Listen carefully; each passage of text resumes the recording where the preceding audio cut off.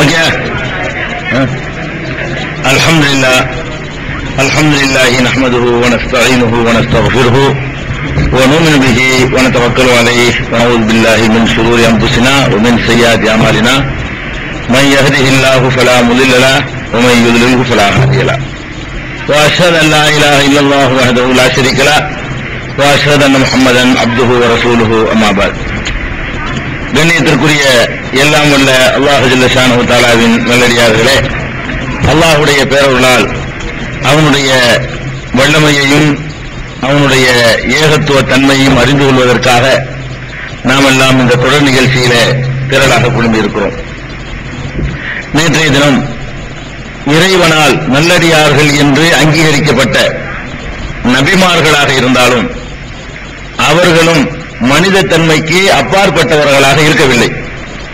எல்லா வகையிலும் அவர்கள் மனிதர்களாகத்தான் இருந்தார்கள் என்பதை பற்றி ஒரு சில நபிமார்களின் வரலாறுகளை திருமறை குர்ஆனிலே அல்லாஹ் சொல்லக்கூடிய வசனங்களை ஆதாரமாக கொண்டு நாம் அறிந்து கொண்டோம். அந்த தொடரிலே இன்னொரு சிறந்த நபி மூசா அலைஹிஸ்ஸலாத்து வஸலாம் அவர்களையும் அல்லாஹ் ரப்பல் ஆலமீன் மிக அதிகமான இடத்திலே ஒருவரை பற்றி அல்லாஹ் குறிப்பிடுகிறான் என்று சொன்னால் மூசா நபி தான். அதிகமான சிறப்பு இப்ராஹிம் நபி கொடுத்திருந்தாலும் குர்ஆன்ல நிறைய இடங்கள்ல சொல்லப்பட்ட நபி யாருன்னு கேட்டா மூசா அலைஹிஸ்ஸலாத்து வஸலாம் அவர்கள் பெருமானார் ஸல்லல்லாஹு அலைஹி வஸல்லம் அவர்களைப் போலவே ஒரு ஆட்சியையும் அரசியலையும் ஆன்மீகத்தையும் கலந்து சொன்ன ஒரு நபி. ஒரு ஆட்சியை நிறுவி காட்டினாங்க, பிறவனை எதிர்த்தாங்க, பிறகு ஒரு நல்லாட்சியை நிறுவி காட்டின சிறந்த நபிமார்கள்ல ஒருவர். அவருடைய காலத்தில் நிகழ்ந்த சில சம்பவங்களை அல்லாஹ் தன்னுடைய அருள்மறையில சொல்லி காட்டுறான்.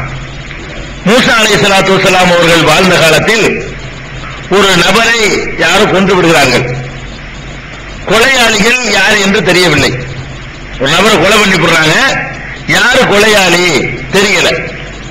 உடனே மூசா அலைஹிஸ்ஸலாத்து வஸலாம் அவர்கள்ட்ட வந்து கேட்கிறாங்க, யாரு கொலையாளி சொல்லுங்க, நபி தானே, யாரு கொலை செஞ்சதுன்னு சொல்லுங்க அப்படிங்கிறாங்க.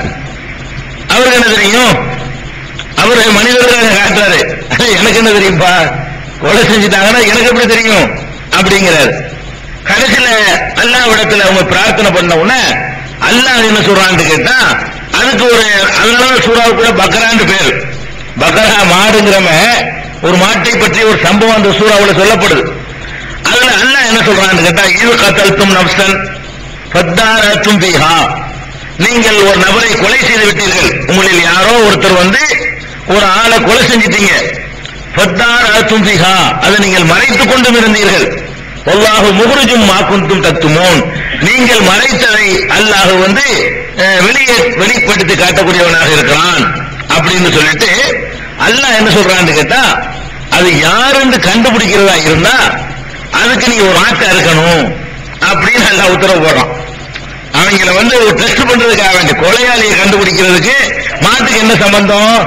அல்லாஹ் வந்து என்ன செய்யறான், மூசா அலைஹிஸ்ஸலாம் சொல்றாங்க, நீ கொலையாளி யாருன்னு தெரியணுங்கிறீங்களப்பா, ஒரு மாட்டை அறுத்து கொண்டு வா அப்படின்னு சொல்லி மூசா அலைஹிஸ்ஸலாம் அல்லாஹ்ட்ட வந்த செய்தியை சொல்றாங்க.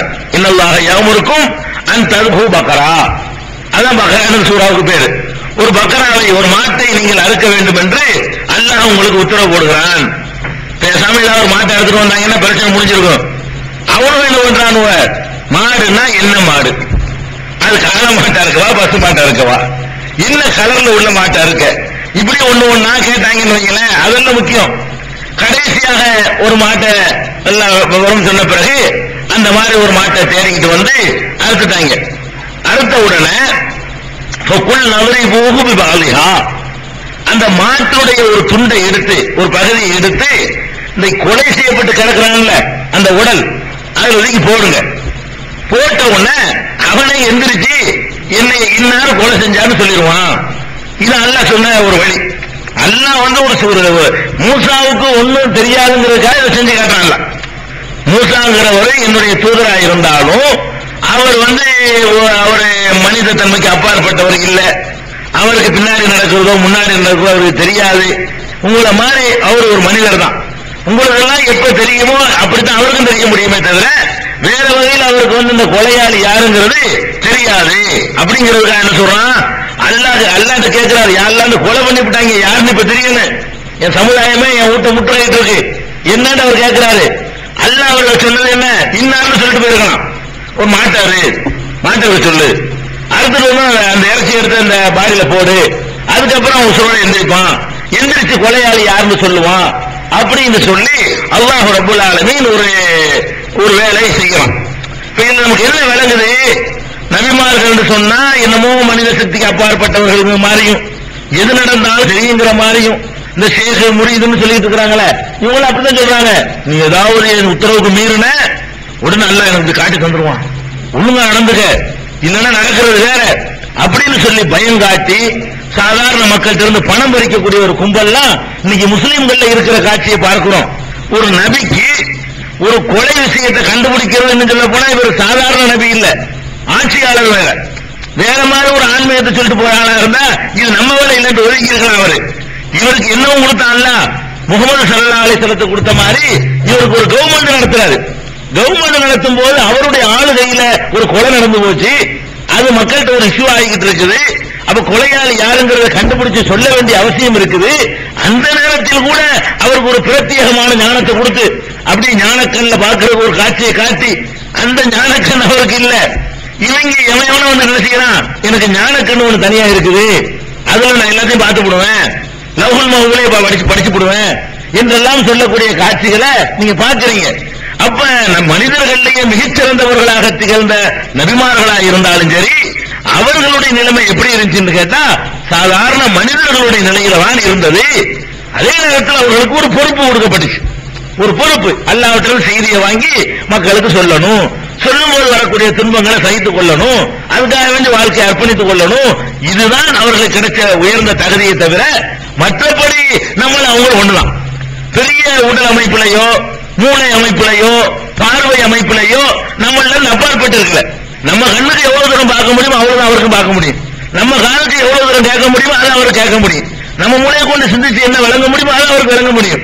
அப்படிங்கிற நிலையில மூசா அலைஹிஸ்ஸலாத்து வஸ்ஸலாம் அவர்கள் இருந்ததாக அல்லாஹ் திருமறை குர்ஆன்ல சூரத்துல் பக்ராவுல இந்த சம்பவத்தை நமக்கு விளக்கி சொல்கிறான். அப்ப இளனும் பாடம் எதுக்கு எல்லாம் சொல்லப்படுது, ஏகத்துவத்தை கெடுப்பதற்காக வேண்டி மகான்கள் சிலரை உண்டாக்கி கற்பனை செய்து கொண்டு அந்த மகான்கள் சொல்வதற்கு நமக்கு அனுமதி இல்லை. அப்படி இருந்தால் கூட அல்லாஹ்விடத்தில் அவருக்கு பெரிய தரஜா கிடைக்கும் அளவுக்கு சொன்னா பரவாயில்லை. நம்மளுக்கு என்னமோ ஒரு பண்ணிடுவாரு, அவருக்கு என்னமோ அல்லாஹ் தன்னுடைய அதிகாரத்தில் ஒரு பகுதியை பங்கு வச்சு கொடுத்துட்டா நம்ம அவருக்கு என்ன வேணாலும் கேட்கலாம் அப்படிங்கிற அளவுல கொண்டு நம்ம நிப்பாட்டி வச்சிருக்கிறோமே, அது எவ்வளவு தவறு என்பது இதுல இருந்து விளங்கலையா? மூசா அலைஹிஸ்ஸலாமுடைய வரலாற்றில் இருந்து நமக்கு தெள்ள தெளிவாக விளங்கத்தான் செய்கிறது.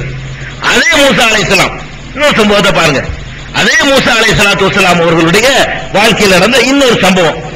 அவர்களை வந்து அல்லாஹ் வஹியை தருவதற்காக வேண்டி, வேதத்தை தருவதற்காக வேண்டி அவர்களை ஒரு மலைக்கு வர சொல்றான். தூரு சீனா மலைங்கிறாங்கல்ல, அந்த தூரு சீனா மலைக்கு வந்து அவரை அல்லாஹ் வர சொல்றான். அவர் ஒரு சமுதாயத்தை உண்டாக்கி வச்சிருக்காரு. அவருக்கு ஒரு பிரத்யேகமான ஒரு வேதத்தை கொடுக்கிறதுக்காக வேண்டி என்னிடத்துல இந்த இடத்துக்கு நீ வா, அந்த இடத்துல வச்சுதான் உனக்கு என்ன செய்வேன், வேதத்தை தருவேன் அப்படின்னு சொல்லி அல்லாஹ் கூப்பிடுறான். மூசா அலைஹிஸ்ஸலாத்தை பொறுத்த வரைக்கும் அவருக்கு அசிஸ்டன்ட் நபி வேற இருக்கிறார். மற்றவங்களுக்கு அப்படி இருந்தது கிடையாது. ஒரு நபின்னு அவர் மட்டும் தான் நபியா இருப்பாரு. மூசா அலைஹிஸ்ஸலாத்துக்கு யார் இருந்தா, அவருடைய சகோதரர் ஹாரூன், அவர் வந்து ஒரு நபி. இவர் கொஞ்சம் திக்குவாய், யாருக்கு, மூசா நபிக்கு. ஹாரூன் வந்து ரொம்ப அழகான முறையில பேச்சாற்றல் உள்ளவர். அதுக்காக மூசா அலைஹிஸ்ஸலாமை கேட்டுக்கொண்டாங்க, யா அல்லாஹ் என்னுடைய சகோதரரை எனக்கு ஜோடியா இணைச்சு வை, எனக்கு பக்கபலமாக நபியாக ஆக்கி வை என்று சொல்லி கேட்டுக்கொண்டார்கள்.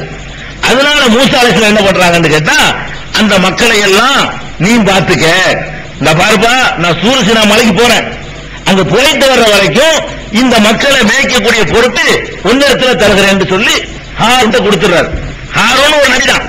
அவர் அந்த நபியுடைய பொறுப்புல விட்டுட்டு ஹாரூன் அலைஹிஸ்ஸலாத்து வஸ்ஸலாம் அவங்கள்ட்ட விட்டுட்டு மூசா அலைஹிஸ்ஸலாம் அவர்கள் எங்க போயிடுறாங்க, அல்லாஹ்விடத்துல அந்த உரையாடலுக்காக வேண்டி போயிடுறாங்க.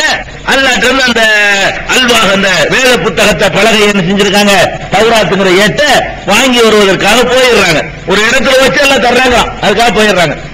போனா இவரும் நபிதான் இருக்கிறாரு. இவரு யாரும் ஒரு சாதாரண ஆள் கிடையாது. மூசா அலைஹிஸ்ஸலாம் மாதிரி அவரு ஒரு நபிதான். அல்லாஹ்வுடைய வஹி தொடர்பு உள்ளவர் தான். ஆனால் என்ன பண்ணிடுறாங்க அந்த மக்கள், மூசா அலைஹிஸ்ஸலாம் போனவன தடுமாற ஆரம்பிக்கிறாங்க. அவ்வளவு கஷ்டப்பட்டு உண்டாக்குன அந்த மக்களுடைய ஈமான் ஆட்டம் காண ஆரம்பிக்குது. எப்படி ஆட்டம் காண ஆரம்பிக்குது? இன்னைக்கு நம்ம எதுல ஆட்டம் காண்றோமோ அதுலதான் அவன் ஆட்டம் காண்டான். இன்னைக்கு நம்ம எதுல ஆட்டம் காண்றோம், எவனாச்சும் வர வேண்டியது உங்கள்கிட்ட. அவன் நல்லவனா இருக்குன்னு அவசியம் கிடையாது. அவன் தொழுகையாளியா இல்லாம இருக்கலாம், நோம்பு வைக்காதவனா இருக்கலாம், சுண்ணத்தை பேணாதவனா இருக்கலாம், குளிச்சு 6 மாசமா இருக்கலாம். அதை பத்திலாம் கவலை இல்லை. வர உங்கள்கிட்ட அப்படிங்கிறான். வெறுங்கையில ₹1 காட்டுறான், கையை பிரிச்சு காட்டுறான். உண்மை இல்ல. மர மூடி திறக்க ₹1 இருக்கு. என்ன பண்ணுவீங்க? முடிஞ்ச கதை ஈமான் போயிடும். நீங்க எல்லாம் எப்படிப்பட்ட ஆளை ஒரு வெறுங்கையில ₹1 கொண்டு வந்துட்டார விழுந்துருவோமா? இந்த மாதிரி சில டெக்னிக்குகளை கையாண்டா நம்ம விழுந்துறதுக்கு ரெடியா இருக்கிறோம். மனிதன் இவன் யாரு, என்ன வித்த பண்ணிருக்கான், இப்பெல்லாம் ஒருத்தர் நடக்க முடியாது, இப்படி நடத்தினால இவனு கடவுளாயிர மாட்டான், இவன் இழுத்து போட்டு அடிச்சா வைக்கும், நம்மள மாதிரி அவனும் வேதனை போடுவான். அது விளங்க மாட்டேங்க நமக்கு. எவனாச்சும் ஒருத்தன் என்னமாச்சும் ஒரு அதிசயமான ஒண்ணு செஞ்சு காட்டிட்டான்னு சொன்னா அதுக்கு பேக்ரவுண்ட் என்ன, நெசமா அப்படி செய்ய முடியுமா, மனிதனுக்கு இப்படியான சக்தியை கொடுத்துருக்கானா நம்ம யோசிக்க மாட்டேங்கிறோம். இதுலதான் நிறைய பேர் இந்த செய்கை முறிந்து விழுந்து கிடக்கான். எல்லாம் அவருக்கு தெரியுங்கிற மாதிரி நினைக்கிறது, எல்லாம் அவருக்கு இயலுங்கிற மாதிரி நினைக்கிறது. அந்த மாதிரி என்ன, மூசா அலைஹிஸ்ஸலாமுடைய கவுமுலையே சாமிலின்னு ஒருத்தன் தான். சாமிலின்னு ஒருத்தன் இருந்து அவன் என்ன தங்கத்திலேயே ஒரு சின்ன காளை வடிவத்துல காளை மாடை தயார் பண்றான். தங்கத்துல ஒரு காளை மாட்டை தயார் பண்றான். காளை மாட்டை தயார் பண்ணி அதுல இருந்து ஒரு சத்தம் வர்ற மாதிரி ஒரு சட்டம் பண்ணிவிட்டான். காளை மாடு நெசமா சத்தம் போடுறேன், அந்த மாதிரி ஒரு சத்தம் வர்றதுக்கு உரிய ஒரு ஏற்பாடை ஒண்ணு அவன் உள்ள பண்ணி வச்சுட்டான்.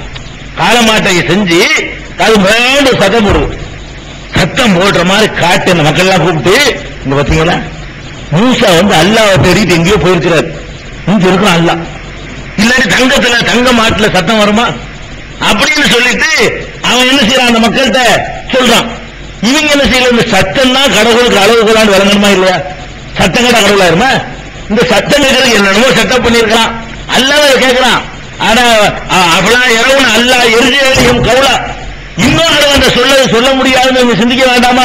ஒரு செட்டிங் நடந்திருக்கு அல்லாஹ் அதை சொல்லி காட்டுறான். ஒரு செட்டிங் பண்ணிட்டா அது அது மாதிரி சத்தம் வர்ற மாதிரி ஏற்பாடு பண்ணி பண்ணலாம். இன்னொரு அடிச்சு போய் சத்தம் வராது.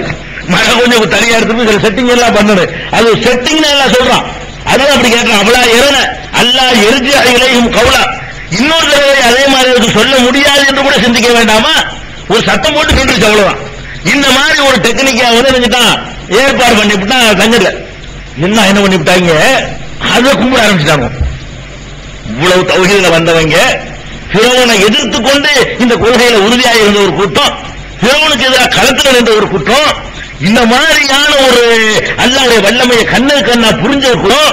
இன்னும் சொல்ல போனா அந்த கடல்ல இவர்கள் மூழ்கடிக்கப்பட்டு, யாரு ஃபிரௌனுடைய கூட்டத்தார் மூழ்கடிக்கப்பட்டு அல்லாஹ்வுடைய அற்புதத்தை கண்ணால பார்த்து தப்பிச்சு வராங்க. நம்ம கேட்டு வந்த அற்புதத்தை அனுபவிச்சவன் அல்லாஹ் யாரு கண்ணா கண்டவன் அல்லாஹ் தான் பாருங்க. அல்லாஹ்வுடைய குதிரத்தை காணோம். மூசா கைத்தறி அடிக்கிற அற்புதங்கள் ஒரு தலைப்பு பின்னாடி வருது. அதுல அந்த சம்பவங்கள் நான் சொல்றேன். அப்ப அற்புதங்கள் என்ன, யார் யார் இப்ப செய்ய முடியுங்கிற ஒரு தட்டுல வச்சிருக்கோம். என்னென்ன தலைப்புகள் நம்மள வெளியே பார்த்தோம் எல்லாம் அதுல வருது. இப்ப சுருக்கம் விளங்குறது என்ன, அந்த கடல் இப்படி ரெண்டா பிளந்து மூசாவும் தப்பிச்சு வெளியே போறாரு, அவருடைய கூட்டத்தாரும் தப்பிச்சு வெளியே போயிறாங்க. அவரை ஃபாலோ பண்ணி ஃபிரௌனுடைய கூட்டம் வரும்பொழுது அவர்கள் கரையேறாங்க, இவர்கள் மூழ்கடிக்கப்படுறாங்க. இப்ப அல்லாஹ் மேல எப்படி நம்பிக்கை எனக்கு இருக்கணும், அசைக்க முடியாத நம்பிக்கை இருக்கணும்ல. இந்த பெரிய அற்புதத்தை பார்த்தவன் இந்த அற்பமான ஒரு சத்தத்தை கேட்டுட்டு முடிஞ்சு விட்டாங்க, கதை முடிஞ்சிருச்சுங்க. இவனுடைய ஈமான் எவ்வளவு இருந்திருக்கு, இவ்வளவு பெருமாண்டமான அற்புதம் எங்கடா, வேண்ட ஒரு சத்தம் போட்டா கடவுளா, இதுனால கடவுளா இருமாடா, இது எப்படி கடவுளுங்கிற, தூக்கி போட்டு உடைச்சு பார்ப்பமாடா, திருப்பி அடிச்சா அழுதான் பார்ப்பமாடா, நெருப்புலத்துக்கு போட்டா உருகாம இருக்குதான் பார்ப்பமாடான்னு கேட்டுக்கணுங்களே. அவன் சரியான ஆளா இருந்தா அது கடவுள் தெரியல, நெருப்புலத்துக்கு போடுவோம் அந்த தங்க மாட்டை, உருவாம இருக்கான்னு பார்ப்போம், துண்டு துண்டு அறுவலை வெட்டி பார்ப்போம், துண்டு ஆகாம இருக்குதான்னு பார்ப்போம். அப்படி எல்லாம் கேட்டிருந்தான்னு சொன்னா அவன் உள்ளத்துல சரியான முறையில் ஈமான் நுழைஞ்சிருக்குன்னு அர்த்தம். அறவே நுழைஞ்சிச்சு. ஹாரூன் எவ்வளவு சொல்லி பாக்குறாரு, ஏன்டா அந்த மாதிரி போறீங்க, இது இல்லடா மூசா அப்படிலாம் தப்பாவெல்லாம் போல கரெக்ட் தான் போயிருக்கிறாரு. அவன் சொல்றான் ஹாதா இலாஹு மூசாங்கிறான், இதான் மூசாவுடைய இலாஹு கடவுள். இப்ப நசிய அவரு தடமாறி ஓடி போயிட்டார், விரைஞ்சு போயிட்டாரு. மூசா எங்க தேடிக்கிட்டு போனாரோ அவன் இங்கே வந்துட்டான். அவர் எங்கேயே தடுமாறி போயிட்டு இருக்கிறாருன்னு சொல்லி இந்த சாமுடிங்கிறவன் அந்த மக்களை பூரா வழி கெடுத்து விட்டான். வழி கெடுத்தா அது பாட்டு போய் அந்த அல்வானா பலகைகள் தௌராத்துடைய ஏடுகளை வாங்கி கொண்டு இவர் வர்றார். வந்து பார்த்தா இங்க ஒரே காலமாட்டு கோயில் எழுப்பி அதை திருவிழா நடந்துகிட்டு இருக்குது. மூசா அலைஹிஸ்ஸலாமுடைய உம்மத்து. இப்ப எதுக்கு சொல்றேன், வந்தவங்க கோபம் வருது. ஹாரூனுடைய தாடியை பிடிக்கிறாரு. தாடியை பிடிச்சு இந்த மாதிரி கெடுத்து விட்டீங்க, உன்னைய ஒண்ணு நிப்பாட்டிட்டு போய் இந்த மாதிரி தடுக்காம இருந்துட்டீங்க. அவர் கேட்கிறாரு, எவ்வளவுமா நான் தாக்குறுப்பிலிசையத்தி விழாபிராசி, என் தாடியும் தலையை பிடிச்சு நீ இருக்காதப்பா, என்னை விட்டுருப்பா. இன்னும் கோமை இஸ்தலாபூனி, என்னை வந்து நம்ம வீக்காக்கி விட்டாங்க. காடு எத்துவனி என்னை கொல்ல வந்து விட்டாங்க. நான் எவ்வளவு சொல்லி பார்த்தேன், அதான் கடவுள் நிக்கிறான், நான் என்ன பண்றது அப்படின்னு சொல்லி அவரு செஞ்ச இவ்வளவு நடக்குது. எதுக்கு இதை சொல்றேன்னு கேட்டா, இப்படி ஒண்ணு நடக்க போகுதுங்கிறது அவருக்கு தெரியல, நடக்குதுங்கிறது தெரியல. அவர் உருவாக்கிட்டு போறாரு. அல்லாஹ்ட்ட போகும்போது ஒரு மனித தன்மைக்கு அப்பாற்பட்டவராக இருந்தா என்ன செஞ்சிருக்கணும், எல்லாம் நான் போன இந்த மாதிரி மாறி போயிருவாங்கல்ல, சாமி இருக்காங்கல்ல, அவன் என்னமோ பண்ணி போடுவான்ல, இதெல்லாம் அவருக்கு தெரியல. சாமுரி ஒருத்தர் இருக்கிறது தெரியல, அவன் இந்த மாதிரி மாட்டுல ஒரு செட்டிங் பண்ணுவாங்கிறதும் தெரியல. அதை கேட்டுக்கிட்டு இந்த கூட்டம் எல்லாம் அதை போய் கும்பிடுங்கிறதும் தெரியல. ஹாரூன் தோத்து போயிடுவாருங்கிறதும் தெரியல. இதுல நமக்கு என்ன விளங்குது, மனிதன் தான். நபியா இருந்தாலும் சரி, நபிமார்களாக இருந்தாலும் சரி, இவ்வளவு கிட்டத்தட்ட எனக்கு நடந்து போயிட்டு வர தூரம் தான். அதுக்காக வேண்டிய பிளேட்ல போய் 9 மாசத்து பிரயாண தூரமா இல்ல, இந்த போயிட்டு வர்ற தூரம் நடந்து போயிட்டு வர்றாரு. கொஞ்சம் ஒரு மலை இருக்குது, அந்த மலைக்கு போயிட்டு வர்றாரு. இந்த ஒரு டிஸ்டன்ஸுக்குள்ள என்ன ஒரு வாரமா 40 நாள் இருக்க அவர் அங்க இருந்து போய் அதை 40 நாள் அல்லாஹ் அதுக்கு அழைச்சிருந்தான். மொத்தத்தில் 40 நாள் இருக்கு. அந்த காலத்து முறை பிரகாரம் 40 தங்குறது ரிட்டர்ன் ஆனது எல்லாம் சேர்ந்து 40 நாளைக்கு இடையில இம்புட்டு நடந்து போச்சு. அதனால சொல்லுவாங்க, நாங்க எங்க எல்லாம் நரகத்துல போடுறாங்க அதிகபட்சமா 40 நாள் தான் போடுவான். நாங்க 40 நாள் காலமாட்டம் வணங்கி விட்டோம், அதுக்கு மேல எங்களை ஒண்ணும் செய்ய மாட்டான் அல்ல அப்படின்னு லந்த மசனாரும் இல்ல ஐயாம மாதூடா, சும்மா கொஞ்ச நாளைக்கு தான் எங்க நரகத்துல எல்லாம் போடுவான்னு சொல்லுவாங்க யூதர்கள். இதை சொல்லி அப்ப இந்த கொஞ்ச நாள் வணங்கிட்டாங்க. எதுக்கு நான் சொல்ல வரேன்னு கேட்டா, இவ்வளவு பெரிய நபி, ஒரு வலிமையான நபி, ஒரு ஆட்சி வச்சிருக்கிற நபி, இன்னும் சொல்ல போனா சொந்த வேலைக்காக ஒரு போகல, அல்லாஹ்வுடைய வேலைக்காக தான் போனாரு. அந்த நேரத்தில் கூட சமுதாயத்தில் ஒரு கண்ணை வச்சுக்கிட்டு போயிருக்கலாம்ல, அங்க இருந்து கண்காணிக்கலாம்ல. அப்படிதான் சொல்றான், உங்க ஷேக் எப்படி இருப்பார் தெரியுமா, உங்க ஷேக் மதுரையில் இருப்பாரு, முரீது ஷேக், நீ மெட்ராஸ்ல இருப்ப, அவர் கண்ணு உன்னை கண்காணிக்கணும். அதான் மதுரையில் இருந்துகிட்டு நம்ம என்ன செய்வாங்களா, ஒரு ஷேக் முரீது பையத்தை தருவா, நம்மளை கண்காணிப்பாங்க. அப்படின் நீங்க தான் எங்களுக்கு எல்லாம் தெரிஞ்சு தீட்சை வாங்கக்கூடிய ஒரு கூட்டம், அதை தொழில் நடத்தக்கூடிய கூட்டம். மேலப்பாளையத்தில் இருக்கிற ஒரு ஷேக் இங்க மெட்ராஸ்ல இருக்கிறவரை கண்காணிப்பார். காயல்பட்டத்தில் இருக்கிற ஒரு ஷேக் இங்க அவளை கண்காணிப்பார்.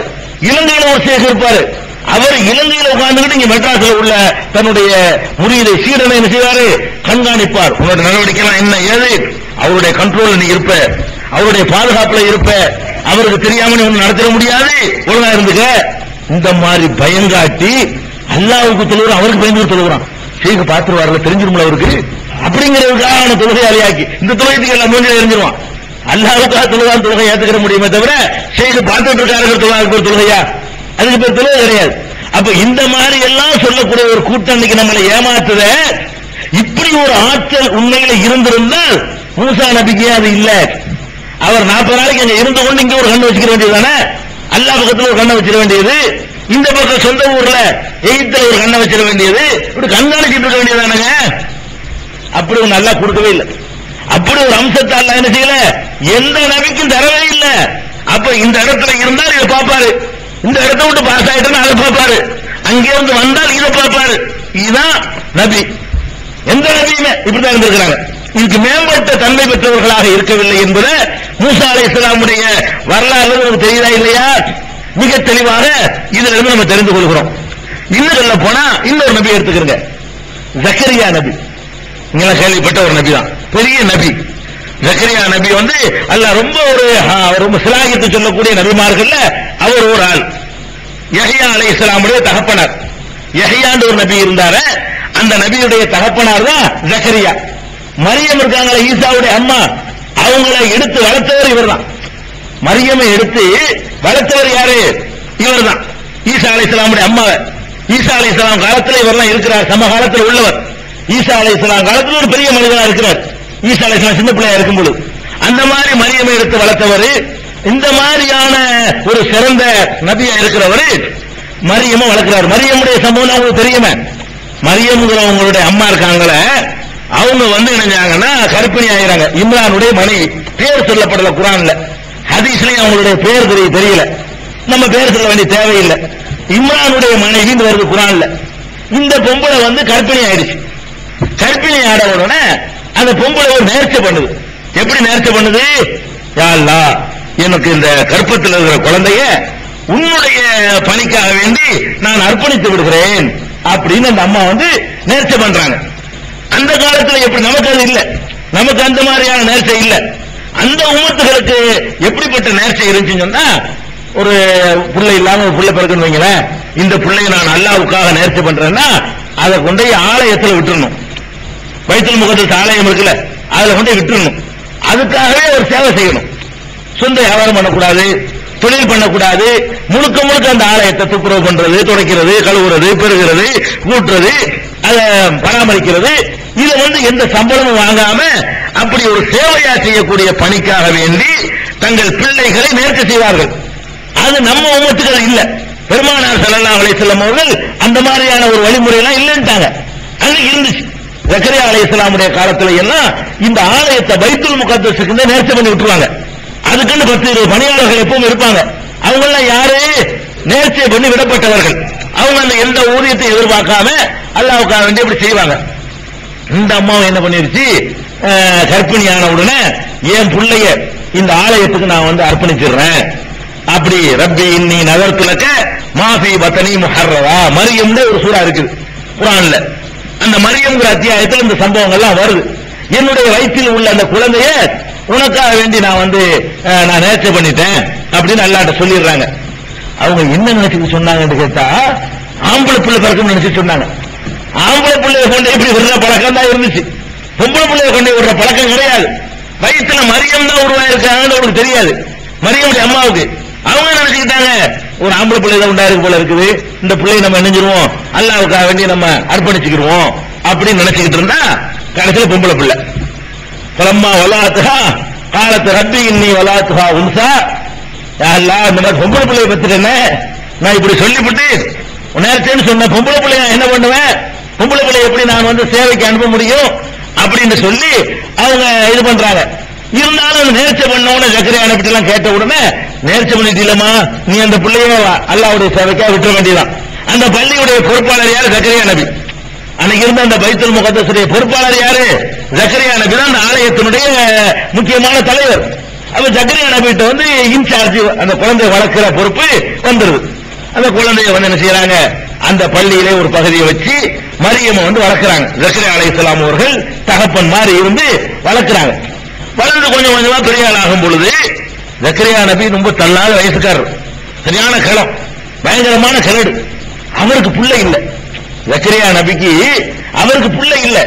பிள்ளை இல்லாம இருக்கிறாரு. இந்த மரியமையே புள்ளமா நினைச்சு வளர்க்கிறார். பிள்ளை இல்லை அவருக்கு. அப்ப இந்த மாதிரி இருக்கும்போது ஒரு நாள் வர்றாரு, மரியமுடைய அந்த அறையில விதவிதமான உணவு பதார்த்தங்கள்லாம் இருக்குது. உணவு பதார்த்தங்கள்லாம் இருக்கு. ஏது உனக்கு இது எப்படி வந்துச்சு, இங்க எப்படி உணவு பதார்த்தம் வந்துச்சுன்னு சொல்லி அவர் கேட்கிறார். அது அல்லாஹ் அவனுடைய அரியாபுரத்திலிருந்து அவன் தந்திருக்கிறான், ஏதோ ஒரு வகையில் எனக்கு இது கிடைச்சிருக்குது, அல்லாஹ்வுடைய புறத்தில் எனக்கு வந்து சொல்லி மரியம் அலைஹிஸ்ஸலாம் சொல்றாங்க. அப்படி சொன்ன உடனேதான் ஜக்கரியா நபிக்கே அவருக்கு ஒரு டக்குனு சிந்தனை வேலை செய்யுது. அதுக்காக கூட எல்லாம் கொடுத்துருக்கான். என்ன வேலை செய்யுதுன்னு கேட்டா, நம்ம தளர்ந்து போயிட்டோம், அதனால புள்ள உண்டாகும் நம்ம நினைக்கிறோம்.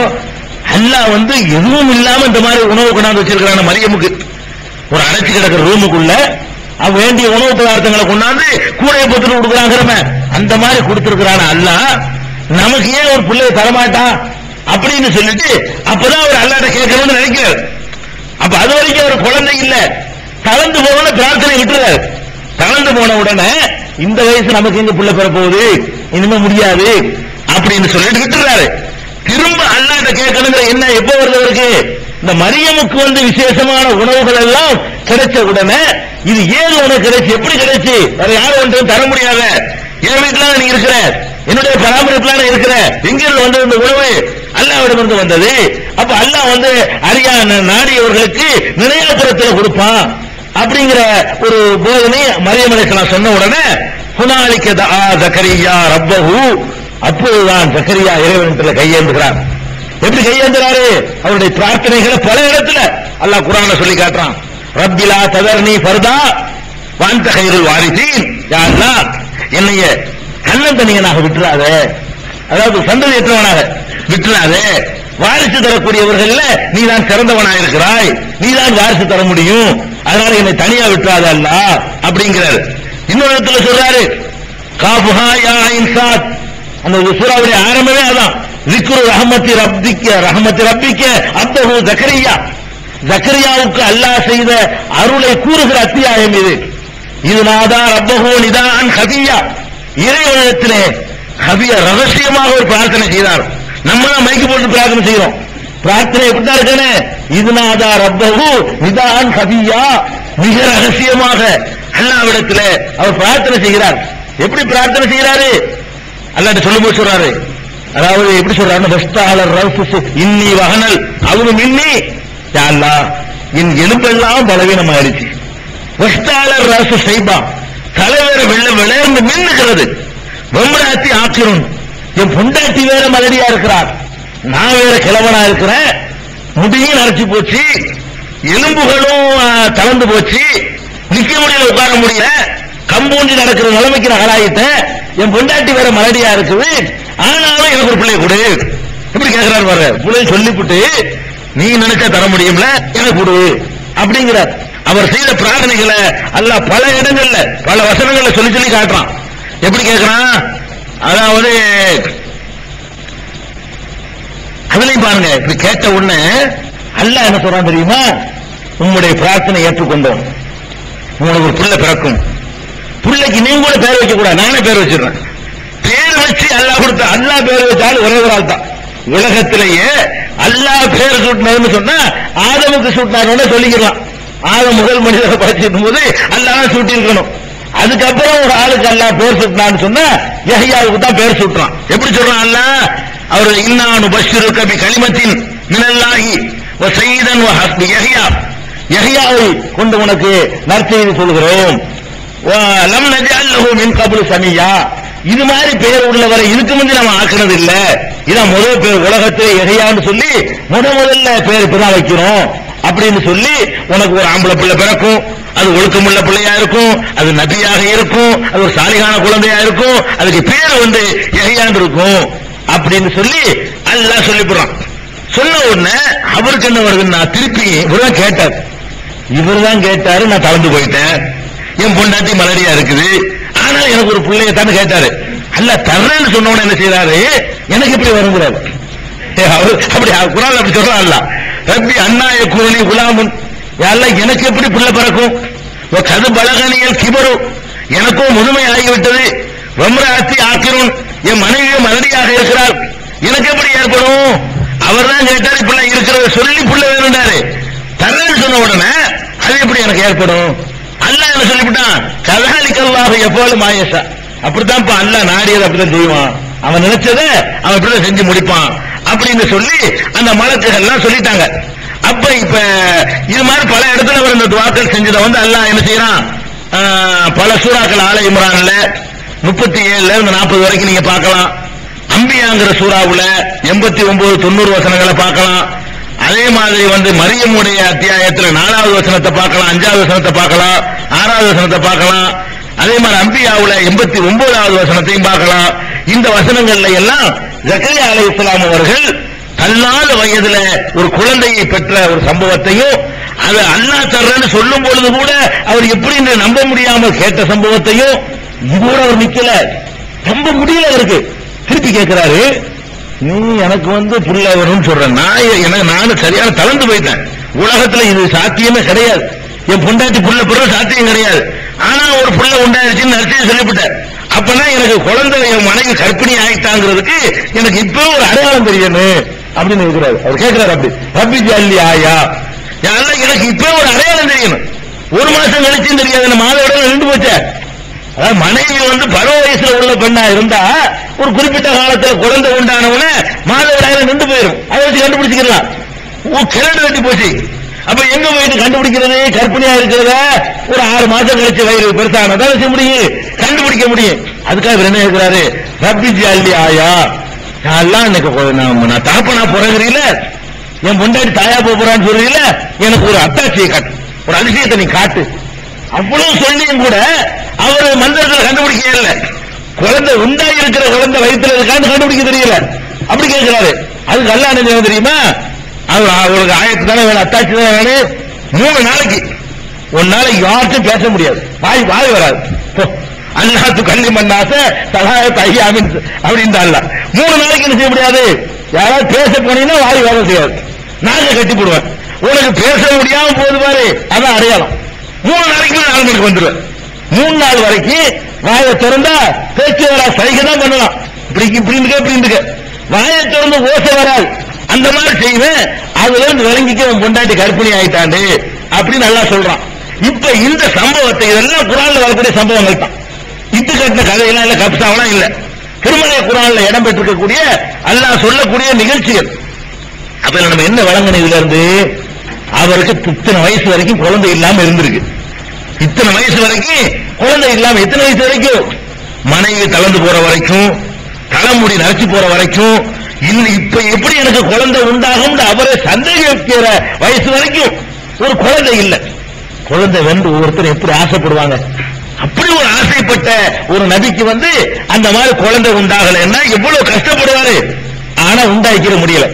நம்ம நபியில நம்ம மகான் ஆயிட்டோம்ல, மகானுக்கு தான் எல்லாம் முடியுமே. சாதாரண சின்ன சின்ன மகான்கள் பெரிய பெரிய வேலை செய்யும் போது பெரிய மகான் எவ்வளவு பெரிய வேலை செய்யலாம் அப்படி நினைச்சுக்கிட்டு அவருக்கு ஒரு குழந்தை உண்டாக்கிற முடிஞ்சா முடியல. அவர் விருத்தி எழுதி போயிட்டார், விட்டுட்டார். மரியமுக்கு அல்ல அதிசயம் அருள் புரிஞ்சை பார்த்துவிட்டு திரும்ப ஒரு காலட மனு போடுறார். யாரெல்லாம் தரத்தான் வேணும். இந்த மரியமுக்கு அதிசயமா கொடுத்ததை பார்த்துதான் அவர் அல்லாஹ் வந்து இப்படியும் தருவான், கல்லாத வயசுலையும் தருவான் நம்பிக்கை கொண்டு அல்லாஹ் கேட்கிறார். அப்ப இங்கே நம்ம விளங்குறோம், அவர் நம்மள மாதிரி தான் இருந்திருக்கிறார். மனிதர் என்ற நிலையிலிருந்து அவற்றை மாற்ற ஏதும் வரவே இல்லை. அது மட்டும் இல்ல, மரியமுடைய இடத்துக்கு போறாருல, அங்க விதவிதமான உணவுகள் இருக்குல்ல, உணவு இருக்கு. இந்த உணவு ஏதுன்னு கேட்கணும், கண்டுபிடிச்சிட வேண்டியான. அங்க போய் ஏது இந்த உணவுலாம் ஏதுன்னு கேட்கிறாரு. உணவுலாம் ஏதுன்னு இப்படி கேட்கிறாரு, அவருக்கு தெரியல. சொன்னதான் தெரியும்.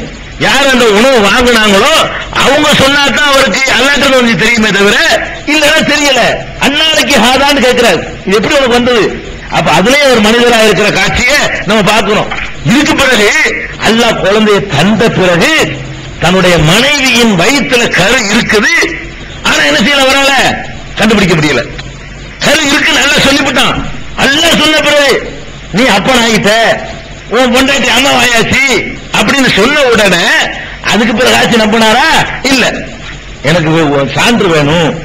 அப்ப கருவறையில் உள்ள ஸ்கேன் பண்ணி பார்க்க தெரியல, கருப்பு பையில என்ன இருக்குன்னு பார்வையில வந்து ஸ்கேன் பண்ணி பார்க்கலாம்ல. நீங்க என்ன பண்றாங்க, கிறிஸ்டான் கதைன்னு சொல்லிட்டு ஒருத்தர் வந்தாராம். ஒருத்தர் வந்து அப்துல் கார் ஜாயிட்ட வந்தவன அவர் மூஞ்ச பார்த்துன்னு சொல்லிவிட்டாராம், உனக்கு வந்து 12 புள்ள பிறக்கும். அதுல கண்டுபிடிக்கிற ஸ்கேன் பண்றாரு பாருங்க அப்துல் கார் ஜிலானி. அவர் ஸ்கேன் பண்ணி பாக்குறாரு, கல்யாணம் பண்ணாத ஒருத்தனை பார்த்து கரெக்டா ஸ்கேன் பண்ணி சொல்றாரு 12 புள்ள பிறக்கும், 6 ஆம்பளை பிள்ளை 6 பொம்பளை பிள்ளை. இந்த 6 ஆம்பளை பிள்ளை என்ன செய்யும்னா குர்ஆனை மனனம் செய்யும், குர்ஆனை மனனம் செய்ய பெரிய ஆலிம்கள் ஆகும், பெரிய மார்க்க அறிஞர்களா விற்பனர்களா திகழும் என்றெல்லாம் அவர் சொன்னாரு. அது மாதிரி நடந்ததுன்னு எழுதிக்கிறான். இது என்னடா இது, இந்த வயிற்றுல இருக்கிற நபிக்கு தெரியல, அவர் கொண்டாட்டி வயிற்றுல உண்டான குழந்தைய வந்து நபிக்கு கண்டுபிடிக்க தெரியல. இது என்ன செய்யறாரு, மூஞ்ச பார்த்த உடனே ஒரு இத்தனை புள்ள பிறக்கும், இத்தனை நாளைக்கு பிறகு பிறக்கும், இன்னொன்னு சிவத்துல இருக்கும் அப்படின்லாம் சொன்னாரு. கதை எழுதி வச்சுக்கிறாங்க. இந்த கதையை நம்பி நம்ம என்ன செய்யறோம், நூறு எல்லாத்திலையும் எழுதி வச்சுக்கிறோம், நம்ம படிச்சுக்கிட்டு இருக்கிறோம். அந்த காலத்துல மாலைகள், ராஜாமணி மாலை, மொய்தி மாலை, கஞ்சுல் கராமாத்து, சாகுல மீதாண்டவர் சரித்திரம் எல்லாத்திலையும் இருக்கு. இந்த மாதிரி கிறிஸ்தாக்களை படிச்சுக்கிட்டு இருக்கிறோம். அப்ப இதெல்லாம் வந்து பொய்ன்னு உங்களுக்கு விளங்கலையா? இஸ்லாத்துல இப்படிலாம் சாத்தியம் இல்லைன்னு உங்களுக்கு விளங்கலையா? ஜக்கரியா நபிக்கு மேலேயா இந்த மாதிரியான மகான்கள்லாம்? அவருக்கு இல்லாத ஒரு ஆற்றலா இவர்களுக்கு இருக்கும் அப்படின்னு செஞ்சு பார்க்க வேண்டாமா? அப்பதான் நம்ம விளங்குறோம், மனுஷன் தான், அல்லாஹ் தான். என்னதான் நல்ல நிலைக்கு வந்தாலும் சரி, அல்லாஹ் வந்து தன்னுடைய அதிகாரத்தை யாருக்கும் பங்கு வச்சு கொடுக்கிறது கிடையாது. அடிமையில சிறந்த அடிமை வேணா ஏத்துக்கிறவானே தவிர அவன் செய்யற டூட்டி ஒண்ணு இருக்கு பாருங்க, அதை யாருக்கும் தரமாட்டான். அவன் செய்யறது அவன் வேலை வாங்குவான தவிர அவன் வந்து அவன் செய்யற வேலை மழையை தரக்கூடியவராக ஒரு பொறுப்பை தந்து நியமிக்கவே மாட்டான். குழந்தை தர்றது, மழை இறக்குறது, வறுமை போக்குறது, நோய் நீக்கிறது, இதெல்லாம் அவனுடைய அதிகாரம். இதெல்லாம் கொடுக்கமா சொன்னது செய்ய. மகான் என்ன அர்த்தம்? நான் 4 ரக்காத் தாளம் போடுவேன், அவர் 20 ரக்காத் 18 ரக்காத் கஷ்டமாக தொழுவார், அல்லாஹ்வுக்கு அர்ப்பணிச்சுக்கிறார். அல்லாஹ்வுக்காக நல்ல அடிமையா இருப்பார்னு தான் விளைவிக்க முடியும். தவிர நம்ம முன்பின் சுமத்துக்களை தொழுவ மாட்டோம். அவர் மகான் என்ன செய்வாரு? அதை கரெக்டா செய்வாரு. நம்ம கடமையான நோம்புக்கு மட்டும்தான் வைக்குவோம், அதுக்கு மேல உள்ள வியாழன் நோம்பு வைக்க மாட்டோம், மாசம் 3 நோம்பு வைக்க மாட்டோம். மகான் என்ன பண்ணுவாரு? நல்ல அடிமையா இருப்பார். மகான் என்ன அர்த்தம்னு கேட்டா, நம்ம எல்லாம் கொஞ்சம் கொஞ்சம் அல்லாஹ்வுக்கு அடிமைத்தனத்தை காட்டுவோம், மகான்கிறவர் ரொம்ப அடிமையா இருப்பார். இதுக்குத்தான் அல்லாஹ் மகான் ஒத்துக்குருவானே தவிர அல்லாஹ் என்ன செய்வானோ அதை செய்யக்கூடியவராக மகான் ஆக்க மாட்டான், எந்த மகானை ஆக்க மாட்டான். அப்படி ஆக்குனது இல்லைங்கிறதுக்காக வேண்டி இந்த ஜக்கரியா அலைஹிஸ்ஸலாமுடைய வரலாறுல இருந்து நம்ம செய்யறோம் இந்த ஒரு சம்பவத்தையும் தெரிஞ்சுக்கிறோம். இதை விட ரொம்ப நம்ம தெரிந்து கொள்ள வேண்டிய முக்கியமான ஒரு சம்பவம், உலக இஸ்லாமிய வரலாற்றில் முக்கியமான அடிப்படையாக திகழ்கிற சம்பவம் யூனுஸ் நபியுடைய சம்பவம்.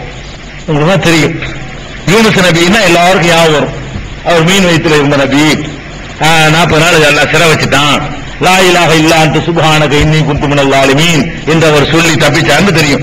அவருடைய வரலாறு என்ன? யூனுஸ் நபிக்கும் அந்த மீன் வயிற்றுல போனதுக்கு என்ன பின்னணி என்ன? இதை நீங்க விளங்குனீங்கன்னா அல்லாஹ்ங்கிறவன் யாரு, மகான்கிறது யார், ரொம்ப தெளிவா தெரிஞ்சு போயிடும். அங்க என்ன நடக்குது? யூனுஸ் அலைஹிஸ்ஸலாம் அவர்களை ஒரு சமுதாயத்துக்கு அல்லாஹ் நபி அனுப்புறான். பெரிய சமுதாயம், 1,00,000 பேரா. அந்த சமுதாயத்தில் நம்பரையும் எல்லாம் சொல்லி காட்டுறான். எந்த சமுதாயத்தை நம்பர் சொல்லவே இல்லை அல்லாஹ். எந்த ஒரு சமுதாயத்திலையும் மூசா அலைஹிஸ்ஸலாம் எத்தனை பேருக்கு நபி அதான் தெரியாது, எத்தனை பேர் நமக்கு தெரியாது. ஈசா அலைஹிஸ்ஸலாம் எத்தனை பேருக்கு நபி அனுப்பப்பட்டாரு தெரியாது. நூஹ் நபி எத்தனை பேருக்கு நபி, இத்தனை வருஷம் அவருக்கு சொல்லப்படுறதை தவிர இத்தனை நபருக்கு நபி அனுப்பப்பட்டதா சொல்லவே இல்லை. இந்த யூனுஸ் நபிக்கு மட்டும் தான் அல்லாஹ் சொல்றான், அர்சல்னாஹு இலா மிஅத்தி அல்ஃபின் அவ் யஸீதுன், 1,00,000க்கு மேற்பட்ட மக்களுக்கு நபியாக அனுப்பினோம். அன்னைக்கு 1,00,000 பெரிய நம்பர், இன்னைக்கு 1,00,000 சின்ன நம்பரா இருக்கலாம். அன்னைக்கு 1,00,000 உலக ஜனத்தொகை 5-6 லட்சம் தான் இருந்திருக்கும். அப்படிப்பட்ட ஒரு காலகட்டம். இன்னைக்கு நம்ம 50 வருஷத்துக்கு முன்னாடி இந்தியாவில் 30 கோடி, இன்னைக்கு 100 கோடி. பாகிஸ்தானும் சேர்ந்த இந்தியாவில், பாகிஸ்தானும் சேர்ந்த இந்தியாவில் ஒரு ஜனத்தொகை பாரதியார் படிக்கும் போது 30 கோடி முகமடி ஆகுகிறார். 30 கோடி பேர் தான் இன்னைக்கு இருந்தான். இதே பங்களாதேஷ், பாகிஸ்தான், இந்தியாவோட சேர்த்து இப்ப 30 இருந்து எத்தனை மடங்கா இருக்குது? அது ரெண்டும் சேர்த்து பார்த்தா 140 150 கோடி ஆச்சு. 150 கோடி இப்ப 5 மடங்கு ஃபைட்டருக்கு பெருகி இருக்கிறோம். அப்ப யூனுஸ் நபி கூட என்ன ஆயிருக்கும்? எங்க இருக்கும்? 1,00,000 பெரிய நம்பர், பயங்கரமான நம்பர். அப்ப யூனுஸ் அலைஹிஸ்ஸலாம் அவர்கள் ஒரு பெரிய சமுதாயத்துக்கு அனுப்பப்படுறாங்க. 1,00,000 பேர் கொண்ட இந்த மாதிரி பெரிய பெரிய சிட்டில அந்த காலத்துல கிடையாது. சின்ன சின்ன கிராமங்கள் இருக்கும், கிராமத்தில் 50 வீடு இருக்கும், அங்கிட்ட ஒரு 20 வீடு இருக்கும், இங்கிட்ட ஒரு 30 வீடு இருக்கும். அப்ப எவ்வளவு பெரிய மக்கள் தொகைக்கு அவர் அனுப்பப்பட்டார்கள் நீங்க நினைச்சு பார்க்கணும். அப்ப யூனுஸ் அலைஹிஸ்ஸலாம் அந்த மக்கள்கிட்ட போய் பிரச்சாரம் பண்றாங்க. பிரச்சாரம் பண்ணா கொஞ்சம் பேர் கேட்டாங்க, கொஞ்சம் பேர் கேட்கல, நிறைய பேர் கேட்கல, பெரும்பாலானவர்கள் கேட்கல, எல்லாம் எதிர்க்கிறாங்க. இவரே எவ்வளவு பண்ணி பார்த்தாரு, ஒண்ணுமே நடக்கல. கடைசி என்ன பண்ணிட்டாரு, யா அல்லாஹ் இவங்க சரிப்பட்டு வர மாட்டாங்க, இவங்க முடிச்சுப்படு. எல்லா நபிமார்களும் இப்படி பண்ணிருக்காங்க. பெரும்பாலான நபிமார்கள் தோல்வியை அடையும் போதெல்லாம் இந்த மாதிரி ஃபத்வா பண்ணிட்டு போயிடுறாங்க. மூசா அலைஹிஸ்ஸலாம் அப்படி பண்ணாத நபி நம்ம பார்த்த வரைக்கும். ஆட்சியில் இருந்த தாவூது, சுலைமான் போன்றவர்கள் அப்படி பண்ணல. இப்ராஹிம், இஸ்மாயில் அலைஹிஸ்ஸலாம் அவங்க எல்லாம் பண்ணல. நூஹ் நபி பண்றாங்க, லூத் நபி பண்றாங்க. அதே மாதிரி பண்ண நபியில இவர் ஒரு ஆள் யூனுஸ் நபி. அவர் என்ன பண்றாரு, நீங்க சரிப்பட்டு வர மாட்டாங்க, நீங்க ஏதாவது அவங்கள முடிச்சுவிடு, நல்லடியா கிளம்பிட்டு வை அப்படின்னு கேட்டுறாரு. அல்லாஹ் என்ன பண்ணிட்டான், சரி அவர்கள் அழிச்சிருவோம், நீ உன்னுடைய குடும்பத்தாரையும் உன்னை ஏற்றுக்கொண்டவனை கூட்டிக்கிட்டு ஊரை காலி பண்ணி போயிரு, ஊரை விட்டு காலி பண்ணிடு, பகுதியை விட்டு காலி பண்ணிடு, கம்ப்ளீட் அழிச்சு போடுறாங்க போ அப்படின்ட்டான். இவர் என்ன செய்யறாரு, ஊர்ல எல்லாத்தையும் சொல்லிவிட்டு முடிஞ்சு போச்சு, நம்ம வேலை முடிஞ்சு விட்டது, இனிமே ஒரு பேர் வர்ற மாதிரி தெரியல, நாங்க போறோம், நீங்க நாசமா போக போறீங்க அப்படின்னு சொல்லிவிட்டு டிக்ளேர் பண்ணிட்டு இவர் பாட்டு கூட்டத்தார கூட்டிட்டு போயிட்டார், ஊரை விட்டு காலி ஆயிட்டார். காலி ஆகி போன உடனே அல்லாஹ்வுடைய அந்த வேதனை எப்படி வருதுன்னு கேட்டா சில அறிகுறிகளோட, அதே மேகம்லாம் அப்படி கருக்குது, வானமெல்லாம் சிறப்பு நிறமா மாறுது. இவங்களுக்கு பயமாயிருச்சு. யாருக்கு? யாரு யூனுஸ் நபியை மறுத்தாங்களோ அந்த சமுதாயத்துக்கு பயமாயிருச்சு. உடனே ஊர் கூட்டத்தை கூட்டிவிட்டாங்க. எல்லாம் ஊர் கூட்டத்தை கூட்டி, சொன்னது கரெக்டா இருக்கும் போல இருக்கு, அழிஞ்சிரும் போல இருக்கு, இன்னும் அதான் போடுற மாதிரி தெரியுது, அவர் சொன்னது மாதிரி இப்ப நடக்கிற மாதிரி இருக்குது அப்படின்னு சொல்லி எல்லாரும் பயப்படுறாங்க. குர்ஆன்ல உள்ளது உண்மை, எல்லாம் வந்து ஊர்ல உள்ளவங்க எல்லாம் என்ன செய்யறாங்க, சரி நம்ம தப்பு பண்ணிட்டோம், ஒருத்தன் இருக்கிறான், யாரை பத்தி யூனுஸ் எச்சரிச்சாரோ அவன் இருக்கிறான்னு தெரியுது, கரெக்டா காட்டுறான், ஒரு சூப்பர் பவர் இருக்கிறான், ஒரு கடவுள் ஒருத்தன் இருக்கிறான் அப்படின்னு சொல்லி எல்லாரும் அழுது புரண்டு தௌபா செஞ்சு அவங்க யூனுஸையும் அல்லாஹ்வுடைய ரசூலா ஏத்துக்கிட்டாங்க. யூனுஸுக்கு தெரியாமலேயே அல்லாஹ்வை தங்களுடைய ரட்சகனா ஏத்துக்கிட்டாங்க. அல்லாஹ்வுக்கு தெரியுமாதான், யூனுஸுக்கு தான் தெரியாது. பார்த்தா அல்லாஹ் என்ன பண்ணா, திருந்துட்டாங்க, மழை என்ன பண்றது, ஆகாம நீக்கிவிட்டான். அப்படி மேகம் வந்து அப்படியே நின்றுச்சு, மழை போல வந்து பனி போல விலகிருச்சுங்கிறாங்கல்ல, அந்த மாதிரி விலகி போயிடுச்சு, ஒண்ணும் இல்லாம போயிடுச்சு. அடுத்த நாள் ஒரு வர்றாரு, யாரு, யூனுஸ். என்ன நினைச்சிட்டு வர்றாரு, எல்லாம் ஊரே இல்லாம போயிரு, காலியா இருக்கு, ஒரு போய் இருக்க மாட்டான், எல்லாம் பாடி தான் கிடக்கு, கட்டடங்கள்லாம் இடிஞ்சு கிடக்கு, நம்ம போய் அந்த சந்தோஷத்தை பார்க்கலாம்னா ஊருக்குள்ள வந்து சேன்னு இருக்குது. அந்த மக்கள் சந்தோஷத்துல இந்த மாதிரி அல்லாஹ் விழுந்து எல்லாம் தப்பிக்க வச்சுட்டான்ல, ஒரே அல்லாஹ் இருக்கிற சென்னிக்கிட்டு அல்லாஹ் புகழ்ந்துகிட்டு ரொம்ப மகிழ்ச்சிகரமாக அந்த மக்கள் நடமாடிக்கிட்டாங்க. இப்படி எட்டி பார்த்தாரு, ஊர் எல்லைக்குள்ள பார்த்தாரு, ஊர் வந்து நல்லா இருக்கு, எந்த ஒரு முந்தி இருந்ததை விட நல்லா இருக்கு. இவர் போகும்போது எப்படி இருந்துச்சோ அதை விட நல்லா இருக்குது. உடனே இவருக்கு வந்து ஆத்திரம் வருது. யாருக்கு மேல ஆத்திரம், அல்லாஹ் மேல. அல்லாஹ் மேல எப்படி நம்மள்கிட்ட சொல்லிவிட்டு எப்படி அழிக்காம விடுறது, நம்ம சொன்னால சொல்லிவிட்டு நினைக்கிறாங்க, நான் என்ன ஒருத்தர் அவங்க பார்க்க விடுப்பேன் அப்படின்னு சொல்லிட்டு நான் சொல்லல. எப்படி அல்லாஹ் குர்ஆன்ல எப்படி சொல்றான், தன்னூனி இஸ்ஸஹப முகாலிபன் மீன் வயிற்றில் இறாரே, அவருக்கு பேரை கூட சொல்ல மாட்டேங்கிறான், தன்னூன்கிறான். தன்னூன் என்றால் மீன் வயிற்றில் இருந்தவர், மீன் வயிற்றில் இருந்தாரே அவரை நினைத்து பார். இஸ்ஸஹப முகாலிபன் கோபித்துக் கொண்டு போகிறார், இன்னொரு நம்ம கிட்ட கோபிச்சுக்கிட்டு போறாரு. அல்லன் நக்திர் அலைஹி, அவர் மீது நமக்கு ஆற்றல் இல்லை என்று நினைத்துக் கொண்டார். அவர் கோபிச்சுட்டு போனோம்னா தப்பிச்சுக்கணும் நினைச்சுக்கிட்டாரு. கோபிச்சுட்டு எங்க போவங்கிற, எங்க போக, பூமியை விட்டு செவ்வாய் கிரகத்துக்கு போனா அங்கே, அதுவும் ஏன் கிரகம் தானே, இந்த பூமியே விட்டு சந்திர மண்டலத்தில் குடியேறினா கூட அதுவும் என்னுடையதானப்பா, எங்க கோபிச்சுட்டு போக போறேன், கோபிச்சுக்கிட்டு போற அந்த அல்லாஹ்வுடைய பூமிக்கு பண்ணி சுத்த போற, எங்க போனாலும் ஏன் பூமி எங்க போற நீ அப்படி எல்லாம் கேட்கிறான். அல்ல நக்திர் அழகி, நமக்கு அவர் மீது சக்தி இல்லை என்று நினைத்துக் கொண்டார். அதுக்குதான் நான் என்ன பண்ணேன், ஃபனாதாஃபில் ஸுல்மாத்தி அல்லா இலாஹ இல்லா அன்த சுப்ஹானக இன்னி குன்து மினல் ஸாலிமீன் என்று இருள்களுக்குள்ள இருந்து கொண்டு அவரை சொல்ல வச்சு விட்டேன். மீன் ஒரு கடல் இருள், அதுக்குள்ள முழுங்க வச்சு மீன் திமிங்கலம், மீன் செய்யக்கூடாது, திமிங்கலங்கிறது இந்த பில்டிங்ல பாதி இருக்கு, அவ்வளவு பெரிய திமிங்கலங்கள்லாம் இருக்குது. அது உள்ள போய் எப்படி மீனுக்குள்ள போயிட்டு வந்தாருன்னு கேட்கக்கூடாது. அதுக்குள்ள ஒரு மனுஷன் உசுரோட போயிட்டு வர முடியும், இப்போ வர முடியும், இப்போ செய்ய முடியும். அவர் அதிக நாள் இருந்தாரு, அவ்வளவுதான். அது கடிக்காம அப்படி முழுங்கிருச்சுன்னு சொன்னா அதுல அவ்வளவு இடங்கள் இருக்குது, கற்பனையில இருக்கிறதோட லேசத்தான் இருக்காது. அந்த மாதிரி உள்ள அல்லாஹ் உள்ள தள்ளிவிட்டான் மீனுக்குள்ள. அங்க உட்கார்ந்து லா இலாஹ இல்லா அன்த சுப்ஹானக இன்னி குன்து மினல் ஸாலிமீன் சொல்லி அவர் புலம்ப ஆரம்பிக்கிறாரு. இது குர்ஆன்ல உள்ள சம்பவம். இது அல்லாஹ் சொல்லிட்டு என்ன சொல்றான், வலா தகுன் கஸாஹிபில் ஹூத், ரசூல் ஸல்லல்லாஹு அலைஹி வஸல்லம் சொல்றான், வஸ்பிர் லஹுக்கும் ரப்பிக வலா தகுன் கஸாஹிபில் ஹூத். முஹம்மதே, அல்லாஹ்வுடைய உத்தரவு எதுவா இருந்தாலும் அதை ஏற்று நீ பொறுமையாக ஏறி.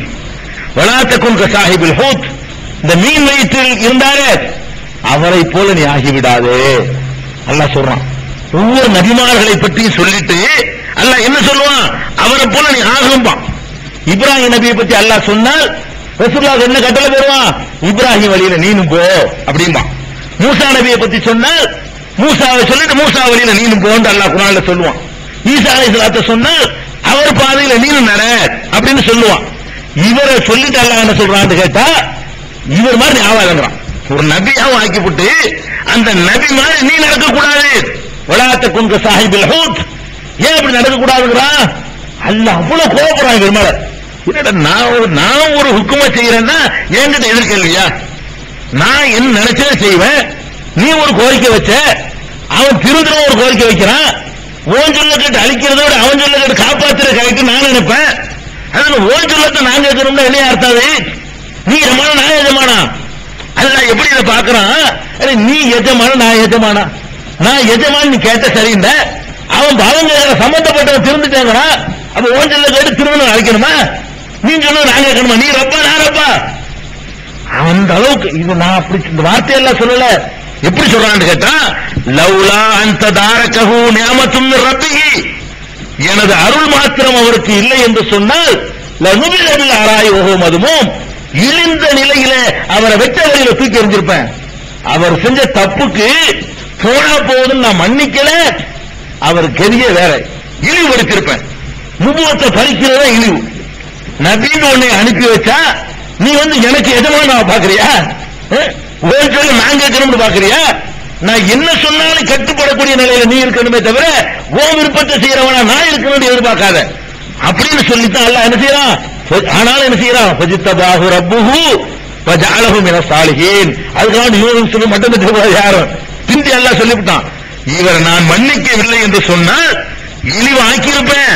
ஆனாலும் ஃபஜ்தபாஹு ரப்புஹு, ரப்பு அவரை தேர்ந்தெடுத்துக் கொண்டு வஜஅலஹு மினஸ் சாலிஹீன், சாலிஹீன்களில் ஒருவராக நல்லவர்களில் ஒருவராக நான் ஆக்கிவிட்டேன். அது ஒரு விஷயம். ஆனா இந்த குணாதிசயம் உனக்கு வரக்கூடாது முகமதே. எந்த குணாதிசயம்? நான் என்ன நினைக்கிறோம் அது நடக்கணும் அப்படிங்கிற குணாதிசயம் வந்துடக்கூடாது. என்னுடைய இறைவன் என்ன நினைக்கிறானோ அதுக்கு நான் கட்டுப்பட்டவன், அந்த குணாதிசயம் வரணுங்கிறதுக்கத்தான் யூனுஸ் மாதிரி நீ ஆகாதே, அவர் வழியில போகாதேங்கிறான். இதுல உங்களுக்கு என்ன விளங்குது? இது என்ன விளங்குது? என்னங்க ஒரு தொழுதுகிட்டு இருந்தானா அவளியா சாவல தாசா ஒரு பறவை சத்தம் போட்டுச்சான். பறவை சத்தம் போட்டோம் யாரான் அப்படி பிடிச்சி கழுத்து தெரிச்சு ஒன்றை கொண்டுட்டாரான். பறவை சத்தம் போட இருக்க அதுக்காக வேண்டி இவருக்கு எப்படிலாம் சாபம் கொடுக்கிறது? அப்ப இப்படி எல்லாம் என்னென்னமோ அவளுக்கு பிடிக்காத ஒண்ணு உலகத்தில் நடந்தா உடனே அழிச்சு போடுறது. தென்காசியை நாசமாக அழிக்கிறது, கீழக்கரையை அழிக்கிறது, இப்படி போற ஊர்களை எல்லாம் அழிக்கிறது, நாசமாக்குறது, இப்படிலாம் செஞ்சுட்டு இருந்தாலும் அவருடைய அப்ப தெரிவிச்சிருக்காங்க. அதே மாதிரி கொள்ள கூட்டத்துக்கு உதவி செய்யறது, திருட்டு போய் முடிச்சு தண்டிக்கிறதுக்கு பதிலாக கொள்ள கூட்டத்துக்கு என்ன செய்யறது? உதவி செய்யறது. இந்த மாதிரி எல்லாம் பல தப்புகளை இவங்க அவுலியாக்கள் பேர்ல எழுதி வச்சிருக்காங்க. இப்ப நமக்கு விளங்குது அப்படியெல்லாம் அல்லாஹ் செய்ய மாட்டான். எப்படி செய்ய மாட்டான்? நீங்க நினைக்கிறதெல்லாம் செய்ய மாட்டான். யூனுஸுடைய விருப்பம் என்ன? யூனுஸ் நபியுடைய ஆசை என்ன? அந்த மக்கள் அழிக்கப்பட்டிருக்கணும், அவருடைய ஆசை. நம்ம போகணும், நம்ம நினைச்சது அங்க நிறைவேறி இருக்கணும், அப்புறம் நமக்கு ஒரு மரியாதை. இல்லைன்னா என்ன மரியாதை நமக்கு இருக்கு அப்படிங்கிறது அவருடைய ஆசை. அல்லாஹ்வுடைய ஆசை வேற. அந்த அல்லாஹ்வுடைய ஆசைக்கு கட்டுப்பட்டால் தான் அவர் நபி. இதுக்குத்தானே அல்லாஹ் 40 நாள் அழுவ வச்சுட்டான் அவரை. அவர் விளங்குட்டார் உடனே, அல்லாஹ் லா இலாஹ இல்லா அன்த, உன்னை தவிர கடவுள் இல்லை. நான் தப்பா பண்ணிட்டேன், நான் கடவுள் நினைச்சுட்டேன், உன்னை தவிர கடவுள் இல்ல. சுப்ஹானக, நீ தானே எல்லா குறைகளுக்கும் அப்பாற்பட்டவன், நான் குறை உள்ளவன் தானே, அதனால சொல்லியிருப்பேன், அதனால நடந்திருப்பேன். சுப்ஹானக, அவரை மன்னிப்பு கேட்க வேண்டிய விதத்தில் மன்னிப்பு கேட்டார். இன்னை குறித்து அல்லாஹ்மீன், நான் தான் அநியாயக்காரனா இருக்கிறேன், நீ செஞ்ச 100% கரெக்ட் அல்ல, உன்னுடைய தீர்ப்பு எந்த தப்பும் கிடையாது, நீ செஞ்ச கரெக்டா செஞ்சிருக்கிற, எல்லாத்தையும் ஒத்துக்கிட்டார். அது வேற விஷயம். இப்ப நம்ம கவனிக்க வேண்டியது என்ன? அல்லாஹ் எந்த ஒரு அடியாரையும் நபியாகவே இருந்தால் கூட அவர் நினைச்சதை செய்யக்கூடியவனாக இருக்கவில்லை, மனித தன்மைக்கு அப்பாற்பட்டவராக அவரும் இருக்கவில்லை. அவர் தன்னுடைய சக்தியை காட்ட வேண்டியதான. இஸ்ராயல் உசுரை பிடிச்சிட்டு போகும்போது அப்துல் காதர் ஜிலானி கைத்தப்பட்டு இழுத்தார, அந்த மாதிரி இவர் இழுக்க வேண்டியதானே, இவர் செஞ்சு இழுக்க வேண்டியதானங்க. அழிச்சு விட்டு காப்பாத்தி விட்டேன், நீ இப்ப பாரு நான் அழிச்சு காட்டுறேன். இவர் செய்யலாம்ல? இப்ப அல்லாஹ் காப்பாத்தினால வந்தாரு கோபமா என்ன பண்ணிருக்கலாம்? இந்த பார்வையில இப்படி எரிச்சிருக்க வேண்டியதான அந்த ஊரைய. அதெல்லாம் சும்மா கதை நடக்காது. ரப்புல் ஆலமீனுக்கு தான் முடியுமே தவிர எவனும் ஒண்ணும் பண்ணிட முடியாது. இதை நம்ம யூனுஸ் அலைஹிஸ்ஸலாமுடைய வரலாற்றுல இருந்து இந்த சம்பவத்தை நம்ம தெரிஞ்சுக்கிறோம். அதே மாதிரி உஸைர் ஒரு நபி பாருங்க, ஏதாச்சும் நபிமார்கள் எதுக்கெல்லாம் சொல்றோம்னு கேட்டா, நபிமார்களுடைய நிலைமை இதுன்னா இவங்கெல்லாம் ஏமாத்தணும். நபிமார்கள் கன்ஃபார்மா மகான்கள் யாருக்கும் சந்தேகம் கிடையாது. நம்ம யார மகான்கிறோமோ அவங்க மகானா இருக்கணும்னு கட்டாயம் கிடையாது. இருக்கலாம், இல்லாம இருக்கலாம். அப்ப மகான்கள், ஒரிஜினல் மகான்களுடைய நிலைமையே இதுதான் என்பதை புரிஞ்சுக்கிட்டா தான் நம்மளை இந்த மாதிரி மகான்கள் பெரியார்கள் நம்மளை ஏமாற்ற முடியாது. அதுக்குதான் இந்த சம்பவங்களை சொல்றோம். உஸைர் ஒருத்தர், அவர் அல்லாஹ்வுடைய மகன் சொன்னாங்க. எப்படி யூதர்கள் கிறிஸ்தவர்கள் ஈசா நபிய அல்லாஹ்வுடைய மகன் சொன்னாங்களோ, அதே மாதிரி யூதர்கள் யார சொன்னாங்கன்னு கேட்டா உஸைர்ங்கிறவர் அல்லாஹ்வுடைய மகன். காலத்தில் யஹூது உஸைர் இப்னுல்லாஹ், யூதர்கள் சொல்கிறார்கள் உஸைர் அல்லாஹ்வுடைய மகன்ங்கறாங்க. நசாராக்கள் கிறிஸ்தவர்கள் சொல்கிறார்கள் ஈசா அல்லாஹ்வுடைய மகன் என்று, யூதர்கள் சொல்கிறார்கள் உஸைர் அல்லாஹ்வுடைய மகன் அப்படிங்கிறாங்க. அது ஏன் உஸைர் அல்லாஹ்வுடைய மகன் சொன்னாங்க தெரியுமா? அதுக்கு ஒரு சம்பவம் இருக்குது. குர்ஆன்ல சூரத்துல் பக்கராவுல 259வது வசனத்துல, ஒரே ஒரு வசனத்துல அந்த சம்பவத்தை அல்லாஹ் சொல்லி காட்டுறான். என்ன சம்பவம்? இந்த உஸைர் போயிட்டு இருக்கிறார், ஒரு கழுதையில ஏறி, கழுதைன்னு அந்த கழுதை பிரயாணத்துக்குள்ள வாகனம், கழுதை நம்ம நாட்டில் உள்ள கழுதையில வளைஞ்சு போய் காலை ஒடிச்சு வச்சுக்கிறாங்களா? அது இல்ல, ஒரு ஆளை ஏறி போகலாம். கழுதுன்னா அது அந்த நாட்டு கழுதை அப்படி இருக்கும், கோவில் கழுதுங்கிறவங்க அந்த மாதிரி. அப்ப கழுதையில ஏறி ரசூலுல்லாஹ் கழுதையில பிரயாணம் பண்ணி போயிருக்காங்க. நம்ம நாட்டுல வேணும்னு காலை ஒடிச்சிடுறாங்க, அந்த தலைவைக்கு துணி சுமக்கிறதுக்கு உழவுட்டுங்கிறதுக்காக வேண்டி, அந்த எஜமான மிதிச்சிடக்கூடாதுங்கிறதுக்காக வேண்டி, அது ஓடிடக்கூடாது நடந்துதான் போகணுங்கிறதுக்காக இப்படி ஆக்கி விட்டாங்க. விட்டுருந்தா கழுதை இப்படித்தான் இருக்கும். சரி, அவரு ஏறி போயிட்டு இருக்காரு, கழுதையில ஏறி போயிட்டு இருக்காரு. போய்கிட்டு இருக்கும்போது பாலடைஞ்ச ஊர் வருது. ஒரு ஊர் பாலடைஞ்சு போய் கிடக்குது. அந்த ஊரு இருந்த அறிகுறியே இல்ல, கட்டணங்களா இடிஞ்சு போய் இருக்குது. ஊர்ல ஒரு மனுஷனே நடமாட்டதே காணா, எல்லாம் திருப்பிட்டானுவ. அந்த ஊரை பார்த்தோன்னு நினைக்கிறாரு, இப்படி ஒண்ணும் இல்லாம போன ஊரை எல்லாம் இப்படி உசுராக்குவாங்க. சும்மா போகும்போது நினைப்ப ஒரு அளவுக்கு போயிட்டு இருக்கும் போது அண்ணாயுகி ஹாதிஹில்லாஹு பாத மௌத்தியா, இந்த ஊர் நாசமா போச்சு, இந்த ஊர்ல உள்ள உனையெல்லாம் அல்லாஹ் எப்படி திருப்பி உசுராக்குவான். எத்தனை வருஷத்துக்கு முன்னாடி அழிஞ்சு போச்சு, பாலடைஞ்சு கிடக்குது, ஒண்ணும் இல்லாம செதறி போச்சு, இது எப்படி அல்லாஹ் உசுராக்குவான் அப்படின்ற உடனே அப்படி சொல்லிட்டு போறாரு, நீ நினைச்சிட்டு போறாரு. அல்லாஹ் என்ன பண்ணிட்டான்னா, இப்படியே நினைக்கிறேன் நீ, நான் எப்படி உசுராக்குறேன்னு காட்டுறேன் பாருன்னு அவரை மூத்தாக்கி போறான். இப்படி சொன்ன உடனே அமாத்தகுல்லாஹு மேத்த ஆமீன், அது பாலடைஞ்ச பகுதி, மக்கள் நடமாட்டம்லாம் இருக்காது. அவர் 100 வருஷத்துக்கு மூத்தாக்கி போறான். அல்லாஹ் ஒரு நாள் 2 நாள் இல்ல, அப்படியே உசுரை எடுத்து 100 வருஷம் போட்டு போறான். பாடி எப்படி கிடக்குது, 100 வருஷம் அப்படி இருக்குது. ஏன்னா இவர் அப்படித்தான் சந்தேகப்பட்டாரு, இந்த மாதிரி அல்லாஹ் எப்படி எல்லாம் அழிஞ்சு மக்கி மண்ணோட மண்ணா போன பிறகு எப்படி அல்லாஹ் காப்பாற்றுவாங்க சந்தேகப்பட்டாரு. 100 வருஷம் அப்படி கிடந்தாச்சு.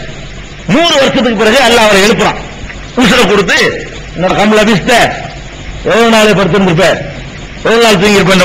அவர் என்ன சொல்றாரு, லபிஸ்து யோமுன் அபாலோ யோமின், சும்மா ஒரு நாள் 6 நாள் இருக்கு, காலைல படுத்திருப்பேன், சாயந்தரம் எழுந்திருப்பேன், இது எந்திரிச்சு அப்படித்தானே தெரியும். எத்தனை வருஷம் லைஃப் ஓடல இல்ல, மூத்தாயிட்டா என்ன நடந்து தெரியாது தானே. அவர் தூங்கி எந்திரிக்கிற மாதிரி எந்திரிச்சு என்ன செய்யறாரு, அது ஒரு 6 நாள் ஒரு நாள் இருக்கு, அவ்வளவுதான், 100 வருஷம்லாம் இருக்காது அப்படின்னு அவர் சொல்லி போடுறாரு. அல்லாஹ் என்ன சொல்றான், இல்லப்பா நீ இந்த மாதிரி கிடந்து 100 வருஷம் ஆச்சு, 100 வருஷத்துக்கு ப்ரூஃப் வேணுமா, பொங்குற இலா தாமிக்க ஷராபிக்க லம்யத்தை சொன்ன ஒங்குற இலா ஹிமாரிக்க, நீ ஏறி வந்துட்டு ஒரு கழுதை, அதை பார்த்தா கழுதையை காணாம், அப்படி கழுதை அப்படி செத்து அப்படி மக்கி அது எல்லாம் அவர் கூட சாம்பலை பார்த்தா தெரியுது, தொட்டா புல்வன் கொட்டி போயிரும் போல இருக்கு. அந்த மாதிரி மக்கி போன எலும்பு கழுதை வடிவத்தில் என்ன செய்யுது, எலும்பு தான் கிடக்குது. பாத்துக்கிட்டியா, நீ ஏறி வந்த கழுதை அதான், இவ்வளவு நாளாச்சு, நீ மூத்தா போய் எவ்வளவு நாளாச்சு, இவ்வளவு நாளாச்சு.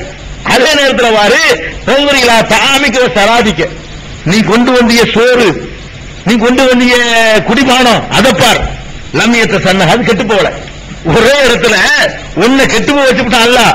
அங்க என்ன பண்ணிட்டான்னா அல்லாஹ் ஏசி பண்ணி விட்டுறான், அதை மட்டும் ஃப்ரீசர்ல போட்ட மாதிரி என்ன செய்யறான், அது கெட்டு போகாமல் உணவை எவ்வளவு நாளைக்கு கெட்டு போகாம வைக்க முடியுங்கிற ஒரு நாலேஜ் மூலம் அல்லாஹ் என்ன செய்யறான், நம்ம கொஞ்சம் கஷ்டப்பட்டா கண்டுபிடிக்கலாம். அப்ப அந்த மாதிரி அல்லாஹ் என்ன செய்யறான், உணவை கெட்டு போகாம ஆக்கி போடுறான். பாக்குற சோறு அப்படியே இருக்குது, சோறா ரொட்டியான்னு உணவுங்கிறான் அல்ல, நம்ம நாட்டுக்கு சோறுனா தானே வழங்கு, அதுதான் சோறுந்துக்கிறேன். சோறு அப்படியே இருக்குது, குழம்பு அப்படியே இருக்குது, ஆனா கலவையை காணும், அது போச்சு. அப்ப என்ன செய்யறான் அல்ல, தெரிஞ்சுக்கிட்டியா, இதுதான்ப்பா உன்னுடைய இந்த எலும்புகளை எல்லாம் சேர்த்து இப்ப உசுராக்கி காட்டுறேன் பாரு அப்படின்னு இந்த கழுதை எலும்புகளை உசுராக்கி காட்டி, இந்த பார் இப்படித்தான் ஆக்குவேன் உனக்கு வச்சான்னு சொல்லி காட்டுறான். 100 வருஷம் கழிச்சு இவர் வர்றாரு. ஏன் கடவுளுடைய மகன் சொல்ல மாட்டாங்க, 100 வருஷத்துக்கு போனாலு போன மாதிரி திரும்பி அதே வயசுல வந்தாருன்னு சொன்னா கடவுளுக்குள்ள அதே மாதிரி வராந்தாலு 100 வருஷம் முந்தைய அவரு போனாலும் யாரா கிளட்டு இருக்கும்ல, அவங்க சொல்லுவாங்க இந்த ஆளு இப்ப அதான் அல்லாவுடைய மகன்ட்டாங்க, அதிசயமா பிறந்து வந்தார்ல, ஒரு செத்து பிடிச்சிருக்காருல, இதுதான் விஷயம். இப்ப நம்ம என்ன கவனிக்க வேண்டியதுன்னு கேட்டா, இவரு மூத்தா போயிட்டாரு, அல்ல மூத்தாக்கி விட்டான். மூத்தாக்கின பிறகு பக்கத்துல கிடக்குது, கழுதை எல்லாமே இருக்குது. என்ன நடக்குது என்று தெரிஞ்சுச்சா தெரியல. எழுப்பி கேட்டவன் 100 வருஷம் ஆச்சு சொல்ல முடிஞ்சா, அந்த கழுதை ஒரு ஆளை சொல்ல முடிஞ்சா, கண்ணுக்கு முன்னாடி உட்கார வச்சு காட்டி இந்த கழுதெல்லாம் பார்த்த பிறகாது எவ்வளவு நாள் பாண்டு கேட்டா அவர்னா நீங்க என்ன சொல்லி அவர் சொல்லிருக்காரு. நீங்களும் நானும் இந்த மாதிரி ஒரு சோதனைக்கு உட்படுத்தப்பட்டால் என்ன பதில் சொல்லுவோம், ஒரு நாள் சொல்லுவோம், 6 நாள் சொல்லுவோம். இதுதான் அவருடைய நிலைமையும். அப்ப இதெல்லாம் எதுக்கெல்லாம் இதெல்லாம் சொல்லி காட்டுறான், ஒரு மனிதன் மனிதன் தான் எந்த நேரத்திலையுமே. அவரிடமிருந்து சில அற்புதங்களை ஒரு சில நேரங்கள்ல அல்லாஹ் நிகழ செய்தால் கூட மனிதத்தன்மைக்கு அப்பாற்பட்டவர்களாகவோ மனிதர் அல்லாஹ் செய்யற வேலையை செய்யக்கூடியவர்களாகவோ யாரையுமே ஆக்கினது இல்லை.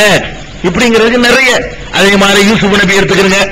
யூசுப் நபி எவ்வளவு துன்பம், நபி எல்லாம் மந்திரவாதி, நம்ம என்ன அவளே மந்திரவாதி நினைச்சுட்டு இருக்கிறோம், எல்லாம் அவரை நெருங்க முடியாது, அப்படியே வசமாக்கிடுவாரு. அவன் வந்து அப்படி தான் அழிஞ்சு போயிட்டான், அப்படின்னு அழிஞ்சு போயிட்டாங்க. இவர் மேல என்ன நடக்குது?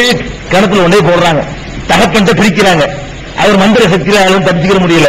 கிணத்துல கொண்டே போடுறாங்க, தப்பிச்சுக்கிற முடியல. கொண்டே அடிமையா விக்கிறாங்க, தப்பிச்சுக்கிற முடியல. கடைசியில் ஒரு பொம்பளை பரிசு வந்து ஜெயில போடுது, அதையும் தப்பிச்சுக்கிற முடியல. அவ்வளவுக்கு அவர் அல்லா இழுத்து இழுப்புக்கு போக வேண்டியிருந்ததை தவிர நான் சிறைக்கு போக மாட்டேன், நான் எப்படிப்பட்டவன் தெரியுமாண்டு அப்படி சங்கில உரிச்சு வர வேண்டியதானுங்க. மந்திரம் பண்ணி பூண்டு ஊதி சிறையெல்லாம் தூர்த்தலாக வேண்டியதானே, அதெல்லாம் ஆக்க முடியல. அல்ல மன்னருடைய உள்ளத்தை போய் மாத்தி உன் பொண்டாட்டி தானே தப்பு செஞ்சு நான் பண்ணலடா அப்படிங்கிற ஒரு எண்ணத்தை உண்டாக்கி நிரபராதி என்று காட்டிக்கலாம்ல. இவர் மேல பொம்பளை கைப்பிடிச்சிருந்ததாக புகார், அந்த பொம்பளையை எடுத்து போட்டு இவர் மேல பழைய போட்டு விட்டுருச்சு. அப்ப கணவருக்கு சந்தேகம் வருது. இப்ப இந்த நேரத்தில் என்ன பண்ணிருக்கான அவரு? ஒரு மனிதனுடைய ஒழுக்க வாழ்க்கையின் மீது சுமத்தப்படுற பழி லேசான பழியா? அந்த பழி அவர் மீது சுமத்தப்படும் பொழுது இந்த இடத்துல மந்திர வேலை செஞ்சிருக்கணும். என்ன வேலை செஞ்சிருக்கணும்? இப்படி ஒரு பழியை சுமந்துக்கிட்டு நம்ம போனா என்ன ஆகுறது? கேவலமாச்சு. நம்ம எப்படிப்பட்ட குடும்பம்? யாக்கூப் நபியுடைய பிள்ளைகள், நம்ம இப்ராஹிம் நபியுடைய 4வது தலைமுறை பேரனா, இப்ராஹிமுடைய மகன் இசாக், இசாக்குடைய மகன் யாக்கூப், யாக்கூபுடைய மகன் யூசுப், இப்படி 4 நபிமார்களுடைய வழித்தோன்றலா வந்தா பொம்பளை பிடிச்சி கதைப்பிடிச்சு சொல்லிவிட்டாங்களே, நொந்து போயிருக்கணும். என்ன பண்ணிருக்கணும்? மன்னருடைய உள்ளத்தை அப்படி மாத்தி, அங்க உள்ள நீதிமான்களுடைய உள்ளத்தை மாத்தி, அந்த பொம்பளை தப்பு செஞ்சவ இவர் செய்யலன்னு ஆக முடிஞ்சா? இல்ல, சிறையில் கொண்டு அடைச்சு விட்டாங்க. சிறைக்கு போனாரு, கஷ்டப்பட்டாரு, பலவித துன்பங்களுக்கு பிறகு அல்லாஹ் கொடுத்த அதே விஷயம் உள்ளுக்குள்ள இருந்து கொண்டு அல்லாஹ் மறக்கல. கைதிகளுக்கெல்லாம் இஸ்லாமிய அறிவுரைகளை போதிக்க ஆரம்பிக்கிறாரு. அப்ப நம்ம என்ன விளங்குறோம்? ஒரு மனிதன் உங்க வாழ்க்கையில துன்பங்கள் ஏற்படுற மாதிரி யூசுஃபுடைய வாழ்க்கையில ஏற்படுது, அதை விட அதிகமா ஏற்படுது. அவ்வளவையும் ஒரு மனிதர் என்ற நிலையில தாங்கிக் கொள்ள நிலைதான் இருந்தாலே தவிர அவர் ஒரு மந்திர சக்தியை கொண்டவராக இருந்து அதை முறியடிக்கக்கூடியவராக அவர் அனுப்பப்படவே இல்லை. இது யூசுப் நபியுடைய வரலாறுல இருந்து நீங்க தெரிஞ்சுக்கலாம். அய்யூப் நபிக்கு எவ்வளவு நோய்கள், அந்த மாதிரி ஒரு நோய் உலகத்தில் யாருக்கு நல்லா கொடுத்திருப்பான்னு தெரியாது. அவ்வளவு பெரிய நோய்களை கொடுத்து அந்த நோயை நிற்கக்கூடிய மந்திரவாதியா நோய் நிவாரணியா இருந்தாரா? நம்ம என்ன நினைக்கிறோம்? நோயா அந்த விளையாட்ட போங்க, வயிற்றுல எந்த விளையாட்ட போங்க, தலைவலிக்கு இந்த விளையாட்ட போங்கிறீங்களே. அய்யூப் நபி அவ்வளவு பெரிய மகான், அவருக்கு நோய் வந்திருக்குது. ரப்பி அன்னி மஸனியல் துர்ரு வ அன்த அர்ஹமுர் ராஹிமீன், யா அல்லாஹ் எனக்கு நோய் வந்துருச்சு, நீ அர்ஹமுர் ராஹிமீனா இருக்கிற. இதான் அவருடைய பிரார்த்தனை. அவர் மந்திரத்துல ஊதி தன்னைத்தான குணப்படுத்திக்கிற முடியல, நோய் வராம தடுத்துக்கிற முடியல. நோய் வந்த பிறகு நீக்கிறவன் அவன் தான் அவர் நம்புறாரு. நம்ம என்ன நினைக்கிறோம்? அந்த அய்யூப் நபியுடைய தூசிக்கு அவருடைய ஒட்டியிருந்த நோய் கிருமிகள் இருக்க, அந்த கிருமிக்கு சமம் இல்லாதவர்களை எல்லாம் நோய் இருக்கக்கூடிய கடவுள் என்று நம்புகிறோம். அப்ப என்ன என்ன ஈமான் இதுக்கு பேரு? எந்த அடிப்படையில் இந்த மனிதர்களை நீ கடவுள்னு சொல்றீங்க? அய்யூப் நபிக்கு மேல இவங்க சிறந்தவர்களா? இப்படி அய்யூப் நபி எடுத்துக்கிறீங்க, யூசுப் நபி எடுத்துக்கிறீங்க, சுலைமானை எடுத்துக்கிறீங்க, எல்லாம் பார்த்தோம்னா ஆச்சரியமா இருக்கு. நம்ம ஏன் இப்படி போனோம்? இப்படி நம்மளை மாத்தினாங்க. இவ்வளவு அழகான குரானை வச்சுக்கிட்டு இவ்வளவு அழகான கொள்கை சொந்தக்காரர்களா இருக்கிற நம்மளை ஒண்ணும் இல்லாம ஏற்கு மாறா மாத்திவிட்டாங்க என்று வழங்கும் பொழுதுதான் நம்ம தடம் புரண்டு வழங்குது. அதனால இந்த 2 நாள் சொன்னதை நல்லா ஞாபகத்தில் வச்சுக்கிறோம். இந்த 3 நாள் சொன்னது, முதல்ல யாரையும் நாம் மகான் என்று சொல்வதற்கு அதிகாரம் இல்லை, அது அல்லாஹ்வுக்கு தான் தெரியும். ஃபர்ஸ்ட் அதற்கு அவ்வளவு சான்றுகள் உங்களுக்கு சொல்லியிருக்கோம். 2வது மகான்கள் என்று யார் அல்லாஹ்வாலே சொல்லப்பட்டிருக்கிறார்களோ அந்த மகான்களாக இருந்தாலும் அவர்கள் அல்லாஹ்வுடைய அதிகாரத்தை பெற்றவர்களாக வரவே இல்லை, மனிதர்களாகத்தான் வந்தார்கள். மனிதர்களைப் போலவே நோய்வாய்ப்பட்டார்கள், கல்யாணம் பண்ணார்கள், கஷ்டப்பட்டார்கள், மூத்தானார்கள், கொல்லப்பட்டார்கள், பலவிதமான துன்பங்களுக்கு ஆளானார்கள், வீடு நாடு கடத்தப்பட்டார்கள், ஊரை விட்டு விரட்டப்பட்டார்கள், பலவிதமான கல்லால் எரிஞ்சு கொல்லப்பட்டார்கள், அறுத்து கொல்லப்பட்டார்கள், வெட்டி கொல்லப்பட்டார்கள், பல்லு உடைக்கப்பட்டார்கள், எல்லா துன்பங்களுக்கும் ஆளாகி நின்றார்கள். அப்ப நம்ம என்ன விளைக்கிறோம்? அல்லாஹ்ங்கிறது வேற, மனுஷங்கிறது வேற. அல்லாஹ்வுடைய இடத்துல யாரையும் கொண்டு போய் வைக்க முடியாது என்பதற்கான சான்றுகளை எல்லா நபிமார்களையும் வைத்து நம்ம தெரிந்து கொண்டோம். இன்ஷா அல்லாஹ் நாளையிலிருந்து நபிகள் நாயகம் ஸல்லல்லாஹு அலைஹி வஸல்லம் அவர்கள் இவங்களை எல்லாம் விட சிறந்தவர் நம்ம நம்பக்கூடியவர், மிகச்சிறந்த நபியா, ஹாத்தமுன் நபியின், ரஹ்மத்துல் லில் ஆலமீன், அகில உலகத்துக்கு அருட்கொடைங்கிறவ. அவர்கள் எல்லா வகையிலும் மனிதராக இருந்தார்களா, மந்திரவாதியா இருந்தார்களா? அல்லாஹ்வுடைய தன்மை தனக்கு இருக்குன்னு சொன்னார்களா, அப்படி நடந்து காட்டினார்களா, அல்லது மனிதராகவே நாம் கடைசி வரைக்கும் இருந்தார்களா, என்ன போதித்தார்கள் என்பதை ரசூல் ஸல்லல்லாஹு அலைஹி வஸல்லம் வச்சு பார்ப்போம். அதுக்கு மேல ஒரு மகானா இருந்தா கொண்டு வா. இந்த நபிமார்களை பத்தி நிறைய பேர் தெரியாம இருக்கலாம், நபிகள் நாயகம் ஸல்லல்லாஹு அலைஹி வஸல்லம் தெரியாம இருக்க முடியாது. அப்ப நபிகள் நாயகம் ஸல்லல்லாஹு அலைஹி வஸல்லத்தை பற்றி அல்லாஹ் என்ன சொல்றான், அவங்க தங்களை பற்றி என்னன்னு சொல்லி இருக்கிறார்கள், அவர்களை பற்றி சஹாபாக்கள் எப்படி நம்பினார்கள், இவைகளை எல்லாம் தொகுத்து சில நாட்களுக்கு நபிகள் நாயகம் ஸல்லல்லாஹு அலைஹி வஸல்லம் கொண்டாந்து நிற்காட்டி இதுக்கு மேல யாராவது மகான்னு கேட்போம்.